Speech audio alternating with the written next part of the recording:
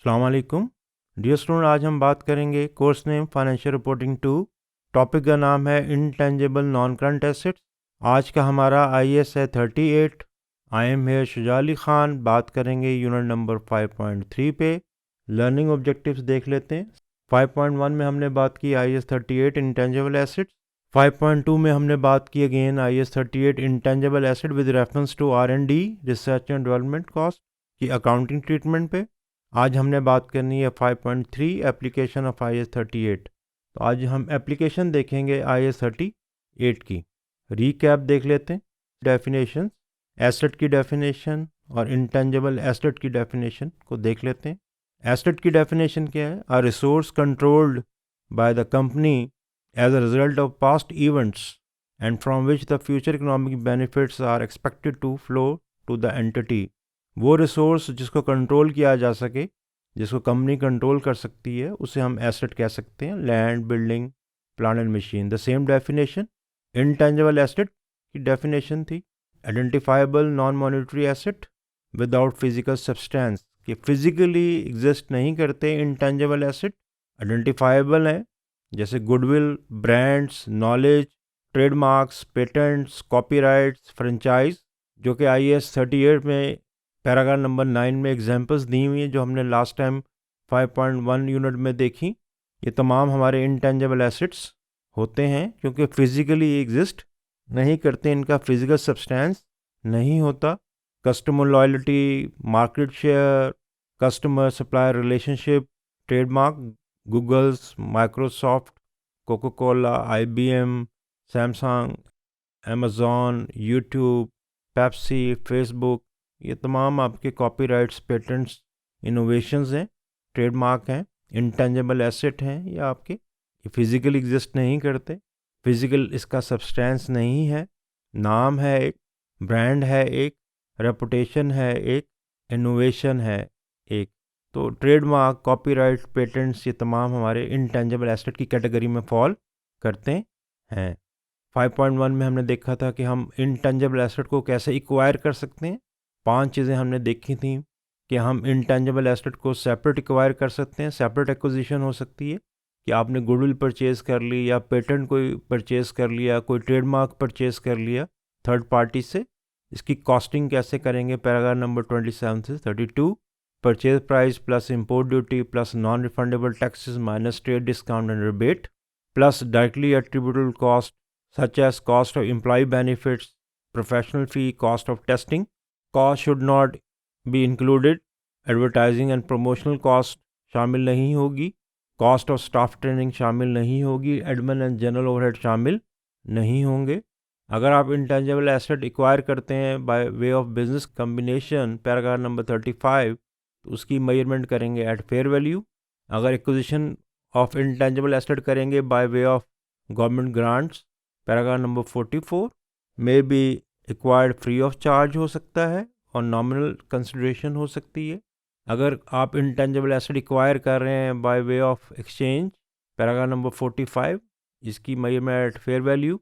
अगर internally generated intangible asset है, IAS कहता है internally generated goodwill, paragraph number 48, recognise नहीं करेंगे। Plus internally generated intangible asset जो हैं उनको भी रिकग्नाइज नहीं किया जाएगा। लेकिन ऐसे इंटरनली जनरेटेड इंटेंजिबल एसेट जो कि R&D के थ्रू बने हैं और अगर वो डेवलपमेंट फेज़ के अंदर है और क्राइटेरिया मीट कर रहे हैं, तो उनको आप as a intangible asset record recognise कर सकते हैं। तो 5.4 में हम इंटरनली जनरेटेड इंटेंजिबल एसेट की कॉस्टिंग की बात करेंगे कि इसकी कॉस्टिंग कैसे की जाएगी। Focus today is a day on IAS 38। आज का हमारा फोकस है एप्लीकेशन ऑफ IAS 38 की एप्लीकेशन। क्वेश्चन, एक्टिविटी, 3 एक्टिविटी 1 को डिस्कस करने जा रहे हैं। Question on intangible asset. इसमें हमने क्लासीफाई करना है each of the following asset as either tangible और इनटेंजिबल्स, कि IAS 16 में कौन से एसेट फॉल करते हैं और इनटेंजिबल एसेट में कौन से एसेट फॉल करते हैं। इनटेंजिबल एसेट की डेफिनेशन है identifiable non monetary asset without physical substance. Tangible asset में land, building, plant and machinery, motor vehicle as per IAS 16, जो कि हमने फाइनेंशियल रिपोर्टिंग 1 में इन डिटेल गो थ्रू किया हुआ है। नंबर 1 केस है the operating system of personal computer, कि कंप्यूटर जो आप यूज़ कर रहे हैं उसमें जो ऑपरेटिंग सिस्टम है उसको हम क्या कहेंगे, टेंजेबल या इनटेंजेबल, या कोई पैकेज। नंबर 2, केस नंबर 2, कोई पैकेज आप यूज़ कर रहे हैं, ऑरेकल फाइनेंशियल, सैप, कोई अकाउंटिंग का सॉफ्टवेयर यूज़ कर रहे हैं, क्या उसको हम टेंजेबल एसेट कहेंगे या इनटेंजेबल एसेट कहेंगे? कोई स्पेशलाइज्ड सॉफ्टवेयर जो कंप्यूटर मशीन को कंट्रोल कर रहा है एज अ मशीन टूल्स, उसको क्या कहेंगे? या फायरवॉल जो कंट्रोल कर रही है access to restricted section of the an internet website, आपकी वेबसाइट है, आपने एक फायरवॉल प्रोग्राम सॉफ्टवेयर डेवलप किया है। तो पहला नंबर 1 पे देखते हैं, the operating system of a personal computer, is this tangible और इनटेंजेबल? किस में फॉल करेगा? टेंजेबल एसेट में। तो इसके आगे टेंजेबल एसेट लिख लें, this is tangible asset because without this software operating system rather आप कंप्यूटर को रन नहीं कर सकते। Integral part of the product है कंप्यूटर का, कंप्यूटर इसके बगैर नहीं चल सकता। ये टेंजेबल एसेट में फॉल करेगा और इसकी ट्रीटमेंट जो होगी वो होगी as per IAS 16। Case number 2 के बारे में डियर स्टूडेंट आप क्या कहते हैं? एक सॉफ्टवेयर, अकाउंटिंग का सॉफ्टवेयर यूज़ कर रहे हैं, पीच ट्री हो गया, ऑरेकल फाइनेंशियल, सैप सॉफ्टवेयर आपने परचेज किया है for use, this is intangible asset जो क्राइटेरिया मीट कर रहा है, एज सेपरेट एक्वायर्ड एसेट है ये इंटेंजेबल एसेट, इसको as intangible asset account for करेंगे। आइडेंटिफाइबल भी है और फिजिकल सब्सटेंस भी नहीं है, this is intangible asset. Number 3, specialised software embedded in computer controlled machine tools, कि मशीन प्रोडक्शन मशीन लाइन जो है उसके बगैर रन नहीं हो सकती, directly involve with the machine, separate नहीं किया जा सकता, this is tangible asset, and the treatment of this case will be the same one as discussed in case number 1.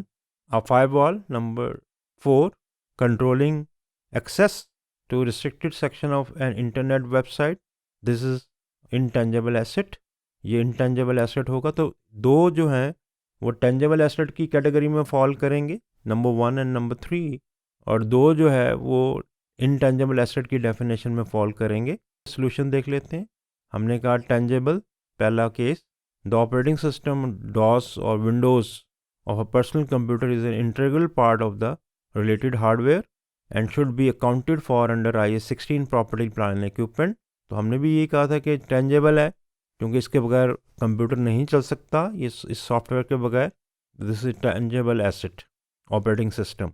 Number 2 को हमने कहा था intangible, such computer software is not an integral part of the hardware on which it is used, so this is intangible asset.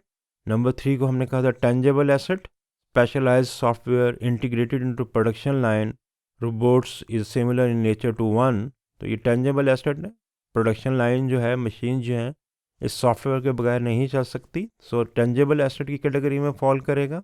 And the last one, number 4, हमने intangible asset कहा था companies developing firewall software to protect their own websites may also sell the technology to the other company as well. So this is intangible asset. दो tangible asset है, operating system is tangible asset, specialized software integrated into the production line is tangible asset, and दो जो हैं वो intangible asset हैं, identifiable भी हैं और without physical substance ये exist कर रहे हैं। तो इसकी ट्रीटमेंट जो है IAS 38 के मुताबिक, दो की ट्रीटमेंट जो है नंबर 2 एंड नंबर 4 की ट्रीटमेंट की जाएगी IAS 38 के मुताबिक, नंबर 1 एंड नंबर 3 की जो ट्रीटमेंट की जाएगी वो IAS 16 के मुताबिक की जाएगी।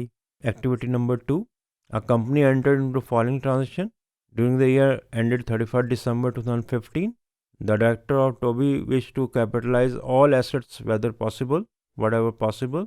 1 जनवरी को आप एक बिज़नेस एक्वायर कर रहे हैं जिसके नेट एसेट्स हैं 105 के, परचेज कंसिडरेशन है 105 की, आप एक बिज़नेस एक्वायर कर रहे हैं। इस बिज़नेस में जो आप एसेट एक्वायर कर रहे हैं उसमें गुडविल भी है, पेटेंट्स भी हैं, नॉन करंट एसेट भी हैं, अदर सन्ड्री नेट एसेट्स भी हैं। फेयर वैल्यू ले लें, गुडविल कैलकुलेट करनी पड़ेगी स्टेप नंबर 1 में। और गुडविल कैसे कैलकुलेट की जाएगी? PC minus fair value of net asset. PC is purchase consideration, in this case 105 is a purchase consideration. आपने एक बिज़नेस एक्वायर किया है 105 का, और जो आपने एसेट एक्वायर किए हैं उनकी जो fair value of net asset है वो है 95, 1 लाख माइनस 5 गुडविल के अलावा 95। दोनों का जो डिफरेंस होगा 105 एंड 95 का जो डिफरेंस होगा वो आपकी गुडविल होगी। इन दिस केस गुडविल इज़ 10,000, तो 10,000 आपकी गुडविल होगी। The patent expires eight the end of 2022, आप 2015 में बैठे हुए। The goodwill arising from the above had a recoverable value eight the end of 2015 rupees 7,000। अब जो गुडविल आपने बुक की है वो बुक की है 10,000। The difference between PC and fair value of net asset acquired 10,000 की गुडविल, जबकि उसकी जो रिकवरेबल अमाउंट है वो है 7,000। It means your goodwill is going to be impaired. IAS 36 के मुताबिक इम्पेयरमेंट होगी 3,000 रुपये की जो आप रिकॉर्ड करेंगे। तो गुडविल केस में 3,000 की इम्पेयरमेंट होगी और जो अमाउंट शो की जाएगी गुडविल की वो 7,000 शो की जाएगी। Number 2, information on 1 April Toby acquired a brand from a competitor for ₹50,000। एक ब्रांड भी एक्वायर किया गया है 50,000 का, तो सेपरेट एक्वायर्ड एसेट है in the form of business combination, तो इसको आप इंटेंजिबल एसेट रिकॉर्ड करेंगे। ब्रांड, द डायरेक्टर्स और Toby have assessed the useful life of the brand has 5 year, और इसको अमोटाइज किया जाएगा और 5 ईयर के ऊपर फॉर 9 मंथ। तो अमोटाइजेशन भी कैलकुलेट की जाएगी। 50,000 divide by 5 it comes 10,000। 10,000 divide by 12 per month multiply by 9, तो ये इसकी अमोटाइजेशन आ जाएगी जो कि बनती है ब्रांड की 7,500। इसको भी लिख लें, एक शीट बना लिया करें। तो सबसे पहले गुडविल स्टेप नंबर 1 में गुडविल कैलकुलेट कर लें। PC minus fair value of the net asset acquired. PC is 105, fair value net asset acquired in this case 95, 1 lakh minus 5, 95, the difference is per goodwill 10,000। इसको लिख लें goodwill, ऊपर लिखें goodwill, दूसरा head दें patent, तीसरा हेड दें brand, चौथा हेड आप दे सकते हैं टोटल का। तो शीट बना लें। सबसे number 1 goodwill, then patents, then brands, then total. Goodwill के नीचे लिखेंगे आप 10,000। इम्पेयरमेंट हमने बुक की 3,000 की, तो गुडविल की जो वैल्यू रह जाएगी वो रह जाएगी 7,000। देन ब्रांड की वैल्यू लिखें 50,000, इसकी अमोटाइजेशन लिखें 50,000 divide by 5 year per annum divide by it comes 10,000 per annum. 10,000 divide by 12 per month multiply by 9, क्योंकि 9 महीने के लिए आप यूज़ कर रहे हैं brand, it comes 7,500। This is amortisation on brand. तो गुडविल भी आ गई आपके पास और ब्रांड की वैल्यू भी आ गई। गुडविल की वैल्यू आ गई 7,000 after the impairment loss of 3,000, और ब्रांड की जो वैल्यू आ जाएगी वो आ जाएगी 42,500। 50,000 minus 7,500 in this case amortisation of brand. Number 3 पे देखते हैं। During the year Toby spend ₹40,000 developing a new brand name. 40,000 आप स्पेंड कर रहे हैं ब्रांड, एक नया ब्रांड नेम के ऊपर, उसको डेवलप करने के लिए। The development was completed on 30th June. The useful life of this brand has been assessed as 8 years. This is internally generated brand, और पैराग्राफ नंबर 64 IAS 38 कहता है कि इंटरनली जनरेटेड ब्रांड्स जो हैं उनको आप रिकग्नाइज नहीं करेंगे। सो इसको हम रिकग्नाइज नहीं करेंगे क्योंकि ये इंटरनली जनरेटेड ब्रांड है। Number 4, the director of Toby believe there is a total goodwill of 2 million within Toby and that this has an indefinite useful life. So again this is internally generated goodwill, और internally generated goodwill के बारे में भी IAS कहता है कि इसको हम रिकग्नाइज नहीं करेंगे।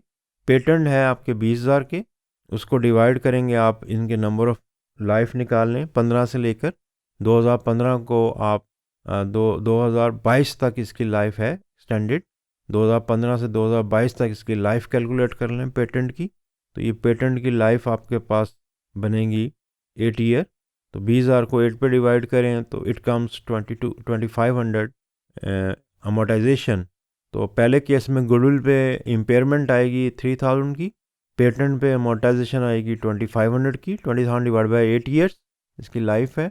और ब्रांड जो आपने एक्वायर किया केस नंबर 2 में 7,500 इसके ऊपर अमोटाइजेशन कैलकुलेट करेंगे।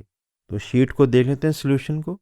आपने इंटेंजिबल एसेट की डिस्क्लोजर बनाया, goodwill cost opening balance 0 first year है, एडिशन ऐड कर देंगे, 31 दिसंबर का बैलेंस आपके पास आ जाएगा eight the end of the year. Accumulated amortisation impairment 1 जनवरी 2015 0, जो राइट ऑफ या अमोर्टाइजेशन हुई ड्यूरिंग द ईयर वो ऐड कर देंगे, तो आपके पास क्लोजिंग बैलेंस आ जाएगा अमोर्टाइजेशन का और इम्पेयरमेंट लॉस का एक्यूमुलेटेड अमोर्टाइजेशन इम्पेयरमेंट लॉस का 3000, 2500, 7500। डिफरेंस जो है वो आप ओपनिंग में से ओपनिंग लेस कर दें, कैरिंग अमाउंट आ जाएगी 31 December year 0, this year first year. और 31 दिसंबर का क्लोजिंग मालूम करना है, 31 दिसंबर 10,000 माइनस 3,000, 20,000 माइनस 2,500 एंड 50,000 माइनस 7,500। तो ये क्लोजिंग बैलेंस आ जाएगा कैरिंग अमाउंट का। तो ओपनिंग में से ओपनिंग लेस कर दें, क्योंकि ओपनिंग ज़ीरो था तो वो ज़ीरो आएगा ओपनिंग 31 दिसंबर ईयर 0, जबकि 2015 का पहला साल था। इसका क्लोजिंग में से closing accumulated amortisation plus impairment less कर दें, तो आपके पास इंटेंजिबल एसेट का डिस्क्लोजर बन जाएगा, जो कि हमने 5.1 में भी डिस्कस किया था। आप वर्किंग देख सकते हैं। स्टेप नंबर 1, सबसे पहले आपने पीसी दी हुई थी 105 purchase consideration to acquire the business, to acquire a company minus fair value of net asset. Fair value of net asset is 1 lakh minus 5,000 goodwill 95, total goodwill comes 10,000, recoverable amount is 7,000, in this case impairment loss 3,000। ये impairment loss आपने sheet number 12 में show कर दिया। 10,000 goodwill book की और 3,000 की आपने accumulated impairment loss less कर दिया। सेकंड जो इंटेंजिबल एसेट था वो था पेटेंट। पेटेंट की जो लाइफ थी वो 8 ईयर थी। हमने 20,000 को 8 पे डिवाइड किया, हमारे पास अमोर्टाइजेशन आई on account of patent 2,500, less कर देंगे 20,000 minus 2,500। Carrying amount comes at the end of the year 31 December 2015, the first accounting year of the company 17,500। Then amortization brand जो हमने एक्वायर किया 50,000 का, उसकी लाइफ 5 ईयर थी। Per annum multiply by 9 month के लिए आपने यूज़ किया 9/12। अमोर्टाइजेशन आ गई क्यूमुलेटेड 7,500 फॉर द ईयर, कि 50,000 हमने बुक की intangible asset on account of brands minus 7,500 जो एक्यूमुलेटेड अमोर्टाइजेशन है इस साल की वो हमने लेस कर दी, तो आपके पास कैरिंग अमाउंट आ गई eight the end of the year 31 December 2015 42,500। तो ये हमारा इस क्वेश्चन का सोल्यूशन था। नोट भी दिया हुआ है कि IAS 38 intangible asset prohibits the recognition of internally generated brands and internally generated goodwill. तो केस नंबर जो 3 था और केस नंबर जो 4 था वो आपका इंटरनली जनरेटेड ब्रांड्स का था, इंटरनली जनरेटेड गुडविल का था। IAS 38 उसको मना करता है कि आपने उसको रिकग्नाइज नहीं करना। पैराग्राफ नंबर 64 है on account of internally generated brands के बारे में, ट्रेडमार्क के बारे में और इंटरनली जनरेटेड गुडविल के बारे में। पैराग्राफ नंबर था आपका 48। तो ये था इसका इस एक्टिविटी का सलूशन जो आप मैच कर सकते हैं अपने सलूशन के साथ। एक और एक्टिविटी देखते हैं। Activity number 3, Zok incorporation is a multinational company. इस कंपनी ने एक बिज़नेस एक्वायर किया है, 90% को अंडरलाइन कर लें, जिसका कि टोटल पेड अप कैपिटल जो है वो है 500 मिलियन का। परचेज प्राइस जो आपने पे की है पर शेयर वो 30 रुपीज़ पे की है। नेट एसेट जो इस कंपनी के हैं वो 650 के हैं, लेकिन fair value of net asset other intangible asset वो 1100 मिलियन के हैं। अगर डाटे को मिलियन में कन्वर्ट कर लें ज़्यादा आसान हो जाएगा। तो 1100 मिलियन का मतलब है 1100 को आप 1100 मिलियन कह सकते हैं। मिलियन फिगर्स मिलियन में कन्वर्ट कर लें। इस कंपनी ने एक ब्रांड भी एक्वायर किया है बदर के नाम से, जिसकी कि ब्रांड नेम की जो वैल्यू 100 मिलियन की है, जिसकी यूजफुल लाइफ 10 ईयर है on 1 January 2014। It is expected that the benefit will be spread equally over the brands useful life. 10 साल पे ये अमोर्टाइज होगा। An impairment test of goodwill and brand was carried out on 31 December 2014 which indicated an impairment of 50 million in value of goodwill। Goodwill की value empire हो गई है 50 से, तो हम इम्पेयरमेंट लॉस बुक करेंगे। इम्पेयरमेंट टेस्ट अगले साल का 31 दिसंबर 2015 का indicated a decrease of 13.5 million in the carrying value of the brand. Impairment हो गया ब्रांड 13.5 मिलियन का। तो 2 साल के लेजर अकाउंट बनाने, जैसे कि रिक्वायरमेंट बी में आपने लेजर अकाउंट प्रिपेयर करने, तो एक टी अकाउंट बना लेंगे, लेजर अकाउंट बना लेंगे गुडविल का ओवर 2 ईयर्स, और एक टी अकाउंट बना लें ब्रांड का ओवर 2 ईयर 2014 एंड 2015। उस लेजर के 2 हिस्से होंगे। पहला हिस्सा जो होगा टी अकाउंट का लेजर का वो 2014 का होगा, और 2015 का जो बैलेंस जो 2014 का CD बैलेंस होगा वो 2015 का BD balance, brought down balance बन जाएगा। तो दो लेजर अकाउंट बना लें, एक गुडविल का और एक ब्रांड का, और फिर वर्किंग में इसको हम वर्कआउट करके तो हम लेजर अकाउंट में वैल्यूज़ को पुट कर देंगे। रिक्वायरमेंट देखते हैं कि what are the requirement of international accounting standard IAS 38 relating to amortisation of intangible asset having a finite life, यानी लिमिटेड लाइफ है उसकी। दो तरह की एसेट होते हैं इंटेंजिबल एसेट, एक वो एसेट जिनकी लाइफ जो है वो इनडेफिनिट है, अनलिमिटेड है, उसके बारे में IAS 38 क्या कहता है, और एक वो इंटेंजिबल एसेट जिसकी लाइफ लिमिटेड है, जैसे इस केस में जो इंटेंजिबल एसेट है ब्रांड वो 10 ईयर का है। तो इसके बारे में IAS क्या कहता है? IAS कहता है कि अगर लाइफ इंटेंजिबल एसेट की लिमिटेड लाइफ है तो फिर उसे अमोर्टाइज करेंगे ओवर यूजफुल लाइफ और टेस्ट करेंगे इम्पेयरमेंट के लिए इफ़ इंडिकेशन एग्जिस्ट। अगर इंडिकेशन एग्जिस्ट करती है तो इम्पेयरमेंट टेस्ट भी रन करेंगे, अदरवाइज अमोर्टाइज करेंगे ओवर यूजफुल लाइफ। और इनडेफिनिट यूजफुल लाइफ अगर एसेट की है, इंटेंजिबल एसेट की है, तो उसे अमोर्टाइज नहीं करेंगे क्योंकि उसकी कोई लाइफ ही नहीं है, अनलिमिटेड लाइफ है, लेकिन उसका टेस्ट ऑफ इम्पेयरमेंट करेंगे एनुअल बेसिस के ऊपर, या when ever there is an indication that the intangible asset में बी इम्पेयर्ड, या जब इंडिकेशन हो। IAS 38, IAS 36 impairment for intangible asset के लिए कहता था कि कुछ एसेट ऐसे हैं जिनके लिए इंडिकेशन की ज़रूरत नहीं है। उसमें गुडविल के बारे में IAS कहता है कि इंडिकेशन की ज़रूरत नहीं है। ऐसे इंटेंजिबल एसेट जो नॉट येट फॉर रेडी हैं फॉर यूज़, उनके लिए इंडिकेशन की ज़रूरत नहीं है। अगर कोई एसेट जो है जिसकी लाइफ इनडेफिनिट है, अनलिमिटेड लाइफ है, लाइफ डिटर्मिन नहीं की जा सकती, तो उसको भी इम्पेयर करेंगे ऑन एनुअल बेसिस पे, उसके लिए इंडिकेशन की ज़रूरत नहीं है। लेकिन अगर लिमिटेड लाइफ है तो अमोर्टाइजेशन भी करेंगे और इम्पेयरमेंट भी करेंगे, प्रोवाइड दैट कि उसकी इंडिकेशन एग्जिस्ट कर रही हों। तो रिक्वायरमेंट नंबर ए तो थ्योरेटिकल पोर्शन है, जिसको कि हम लिख सकते हैं कि अमोर्टाइज करेंगे over the useful life plus impair करेंगे if the indication exist for such asset. अगर वो एसेट डेफिनेट लाइफ का है, उसकी कोई लाइफ है, इन दिस केस ब्रांड की लाइफ 10 ईयर्स है, इसे 10 ईयर पे अमोर्टाइज करेंगे प्लस इम्पेयरमेंट रिव्यू भी करेंगे अगर इंडिकेशन एग्जिस्ट कर रही है। लेजर अकाउंट दूसरा इसका रिक्वायरमेंट है, गुडविल कैलकुलेट करनी है और ब्रांड की वैल्यू तो दी हुई है। तो गुडविल की कैलकुलेशन पहले कर लेते हैं। तो गुडविल की कैलकुलेशन कैसे करेंगे कि आपके पास परचेज प्राइस दी हुई है 30 रुपीज़ पर शेयर, तो आप इसकी पहले वर्थ कैलकुलेट कर लेंगे, परचेज कंसिडरेशन कैलकुलेट कर लेंगे। तो 500 मिलियन जो है ये रुपीज़ हैं, इन 500 मिलियन को डिवाइड कर दें 10 से तो 50 मिलियन शेयर्स आ जाएंगे। 50 मिलियन 50 मल्टीप्लाई करें 30 से तो इट कम्स 1500, 1500 इसकी पीसी है, जिसमें कि 90% आपने शेयर एक्वायर किए हैं, तो 1500 का 90% ले लें तो इट कम्स 1350, 1350 मिलियन। ये है आपकी PC, purchase consideration. Goodwill calculate करने का बेसिक फार्मूला होता है PC minus fair value of net asset acquired. तो पीसी कैलकुलेट कर ली आपने 1500 इंटू 90%, क्योंकि आपने 90% एक्वायर की है ये कंपनी इन साउथ एशिया में, और इसकी fair value of net asset जो है वो आपके पास बनते हैं 1100 मिलियन प्लस 100, तो 1200 मिलियन। 1200 मिलियन का ले लें 90% तो इट कम्स 1080। तो 1350 आपकी परचेज कंसिडरेशन है और 1080 आपकी जो है fair value of net asset है। तो गुडविल आपके पास आ जाती है 270। 270 आपकी गुडविल है जो आपने एक्वायर की है कंपनी, उसके लिए आपने पे किया है।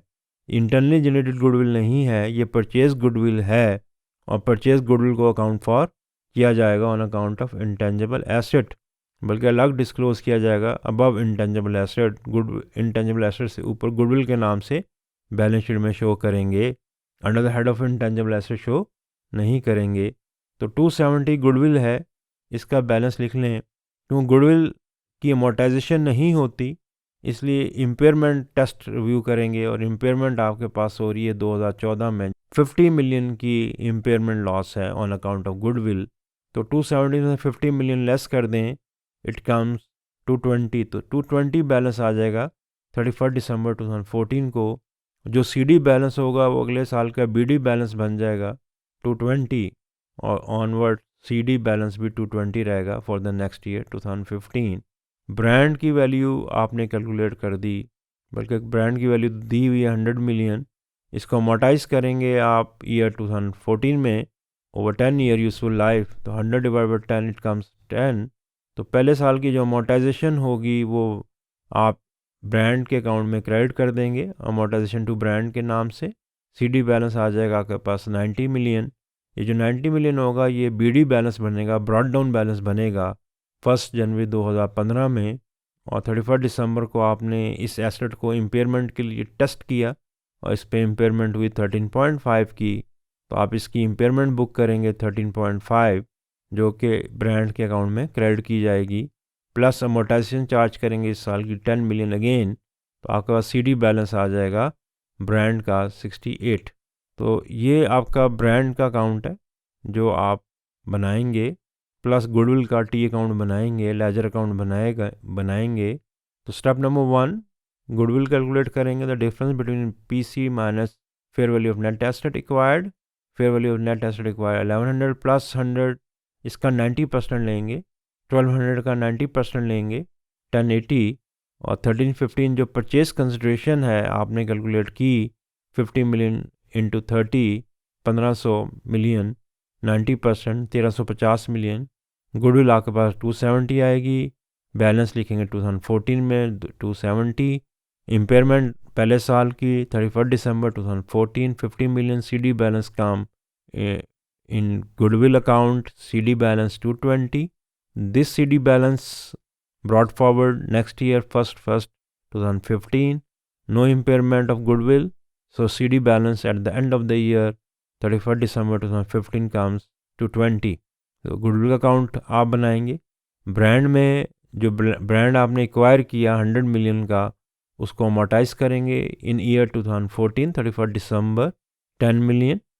CD बैलेंस कैलकुलेट करेंगे 90 मिलियन। जो CD बैलेंस होगा वो अगले साल का BD balance, brought down balance बनेगा, it comes 90 million. Impairment of this asset carried out 31 December 13.5 million, तो 90 में से 13.5 मिलियन लेस कर देंगे, प्लस इस साल की जो अमोटाइजेशन होगी अगेन 10 मिलियन, वो भी क्रेडिट करेंगे ब्रांड के अकाउंट में, and you will get the remaining balance approximately 68.5%, 68.5। तो सॉल्यूशन देखते हैं। पहला क्वेश्चन जो था, रिक्वायरमेंट था, वो थ्योरेटिकल था एमोर्टाइजेशन इम्पेयरमेंट के बारे में, कि इंटेंजिबल एसेट जिनकी लाइफ लिमिटेड है उसके बारे में IAS 38 क्या कहता है। Amortise over useful life plus impairment test if condition, if indication exist. और अगर इनडेफिनेट यूजफुल लाइफ है तो अमोर्टाइजेशन नहीं करेंगे क्योंकि लाइफ ही नहीं है, लेकिन टेस्ट रिव्यू करेंगे for impairment on annual basis, उसके लिए इंडिकेशन की ज़रूरत नहीं है। रिक्वायरमेंट नंबर 2, हमने कहा 2 T अकाउंट बनाएंगे, गुडविल का और एक ब्रांड का, कि परचेज प्राइस उसी तरह 50 million into 30 into 90%, figure million में कन्वर्ट कर लें, it comes 1350। Fair value of net asset acquired 1100 plus 100 goodwill, it comes 1200। 1200 का 90% ले लें क्योंकि आपकी इन्वेस्टमेंट 90% है इन दैट कंपनी, एसेट भी 90% लेंगे of the fair value of the net asset, तो ये आ जाएगा 90 plus 90, it comes 1080। Difference between 1350 in million and 1080 270, this external goodwill 270, इस 270 को आप रिकग्नाइज करेंगे एज गुडविल, कि 270 मिलियन की गुडविल आपने बुक कर ली। फिर आपने कहा था कि इम्पेयरमेंट हुई गुडविल की 50 मिलियन की, आपने क्रेडिट कर दी होगी लेजर अकाउंट में, T अकाउंट जो बनाया था हमने। CD बैलेंस आ गया 31 दिसंबर 2014 220 मिलियन। जो CD बैलेंस होगा वो नेक्स्ट ईयर 1 जनवरी 2015 का BD बैलेंस होगा। तो डेट्स इसमें लिखा करें ताकि आपको पता चले कि आप ये फ़्लो कैसे, इसका फ़्लो कैसे बन रहा है इस अकाउंट का। इसमें कोई चेंज नहीं आई इस साल 2015 में, तो जो BD बैलेंस होगा at the start of the year 1 जनवरी 2015, वही CD बैलेंस होगा eight the end of the year 31 December 2015। दूसरा अकाउंट जो हमने बनाना था रेलिवेंट, वो ब्रांड अकाउंट बनाना था। 1 जनवरी 2014 को जब हमने ब्रांड को रिकग्नाइज़ किया 100 मिलियन का। 31 दिसंबर 2014 को हम अमोटाइज करेंगे, अमोटाइजेशन बुक करेंगे 10 मिलियन की। 100 million divide by 10, useful life, CD balance 90। जो CD बैलेंस होगा वो नेक्स्ट ईयर का फर्स्ट 2015 का BD बैलेंस बन जाएगा, ब्रॉट डाउन 90 मिलियन। इस साल फिर आप अमोटाइजेशन बुक करेंगे eight the end of the year 31 December 2015 10 million, plus जो इम्पेयरमेंट हुई इस एसेट की, इम्पेयरमेंट ऑफ ब्रांड 13.5, तो रिमेनिंग बैलेंस CD आ जाएगा 68.5। तो ये बैलेंस 68 लिखा हुआ है, इसको ठीक कर लीजिएगा 68.5। आपके पास दोनों रिक्वायरमेंट A और रिक्वायरमेंट नंबर B में दो अकाउंट हमने बनाने थे। प्लस वर्किंग अगर आप देखना चाहें इस क्वेश्चन की रिक्वायरमेंट B की, तो स्लाइड नंबर 17 में वो वर्किंग भी गिवन है। तो गुडविल की ट्रीटमेंट कर ली, ब्रांड की ट्रीटमेंट हमने कर ली, और एसेट का शेड्यूल अगर आप देखना चाहें तो वो यूनिट नंबर 5.1 में भी था और स्लाइड नंबर 12 पे भी नज़र आ रहा है with amounts. Activity number 2 slide number 11। तो इंशाल्लाह नेक्स्ट टाइम हम शुरू करेंगे 5.4, और जिसमें हम बात करेंगे इंटरनली जनरेटेड इंटेंजिबल एसेट, कि वो एसेट जो इंटरनली जनरेट किए जाते हैं उनकी अकाउंटिंग ट्रीटमेंट कैसे की जाएगी। अपना ख्याल रखिएगा। अल्लाह हाफिज़। शुक्रिया।